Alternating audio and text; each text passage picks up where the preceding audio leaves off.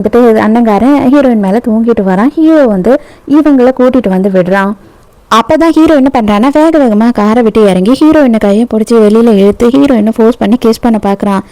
என்ன பண்ணிக்கிட்டு இருக்க நீ, அவன் இங்கே இருக்கும் போது இவ்வளோ கேவலமாக நடந்துக்கிறியே அப்படின்னு சொல்லி கேட்குறா. அதுக்கு ஹீரோ சொல்கிறான், அவன் குடிச்சான்னா அவனுக்கு என்ன நடக்குதுன்னு தெரியாது, அவனை சுற்றி என்ன நடந்தாலும் அவனுக்கு அது தெரியாது அப்படின்னு சொல்கிறான். அவனுக்கு தெரியாமல் இருக்கலாம், ஆனால் எனக்கு தெரியும், அதனால தயவு செஞ்சு என்னை விட்டு தள்ளி நில்லு அப்படின்னு சொல்லும் போது அவனை பற்றி உனக்கு என்னடி தெரியும், அவன் எப்பேர் பட்டவனாவது உனக்கு தெரியுமா, அவனை வந்து நீ ஏன் கூட கம்பேர் பண்ணி நீ அவன் கையை பிடிச்சிக்கிட்டு சுற்றிக்கிட்டு இருக்கிறதெல்லாம் என்னால் பார்க்க முடியல அப்படின்னு சொல்லி ஹீரோயினை ஃபோர்ஸ் பண்ணி கிஸ் பண்ணுறான். இப்போ அவன் எழுந்து வரான். அவன் எழுந்து வந்த உடனே என்ன பேசுகிறான் அப்படின்னு சொல்லி கேளு, அதுலேருந்தே அவன் உனக்கு என்ன மதிப்பு கொடுப்பான் அப்படின்றது உனக்கு நல்லாவே புரிஞ்சிடும் அப்படின்னு சொல்கிறான். அப்போ தான் அண்ணங்காரன் வந்துட்டு அப்படியே ஃபுல் போதையில் எழுந்து தள்ளாடிக்கிட்டே வரான்.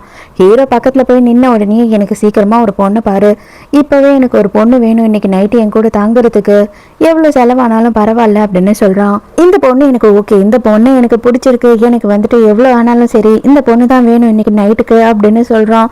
ஹீரோயினுக்கு அட பாவி, அப்போ நீ என்ன ப்ராஸ்டியூட் நினச்சிட்டியாடா அப்படின்னு சொல்லி அவளுக்கு மனசு ரொம்ப கஷ்டமாக இருக்குது. அப்படியே அந்த டைமுக்கு ஹீரோயினை கட்டி பிடிச்சிடுறான். அவன் கட்டி பிடிச்சிட்டு தப்பாக பேசிக்கிட்டே இருக்கான். ஹீரோயினுக்கு என்ன பண்ணுறதுனே தெரியல. அந்த டைம் நம்ம ஹீரோ என்ன பண்ணுறான்னா அடடா அப்படின்ற மாதிரி அப்போவே வந்து ஹீரோயினை கிஸ் பண்ணுறான். அவன் தான் ஃபுல் போதையில் இருக்கான் இல்லையா. அன்னைக்கு நைட்டே வந்து நம்ம ஹீரோவும் வந்துட்டு ஒன்றா தான் தங்குறாங்க.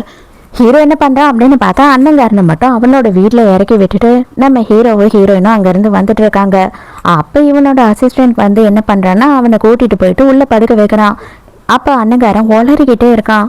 அப்போ அசிஸ்டன்ட் உடனே ஹீரோக்கு ஃபோன் பண்ணி என்ன இவர் இவ்வளோ குடிச்சிருக்காரா அப்படின்னு கேட்கும்போது ஆமாம் நிறைய குடிச்சிட்டாரு போல அப்படின்னு சொல்கிறான்.